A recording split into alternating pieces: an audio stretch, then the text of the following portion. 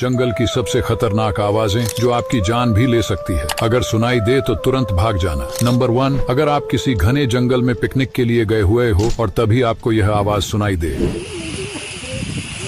तो जितना जल्दी हो सके अपने आप को दूर ले जाओ, नहीं तो ये आवाज आप आखिरी बार सुनोगे, क्योंकि यह एक ग्रीन एनाकोंडा की आवाज थी जो कि अपने शरीर को छोटे तालाबों में छिपाकर बैठे होते हैं। नंबर 2, अगर आपको किसी घने जंगल में तालाब के पास ये आवाज सुनाई दे तो तुरंत दूर हो जाना, क्योंकि ये आवाज पॉइजन डार्ट फ्रॉग मेंढक की है और अगर ईयर दिखाई दे तो उसको छूने की गलती मत करना, वरना ये आपकी आखिरी गलती होगी।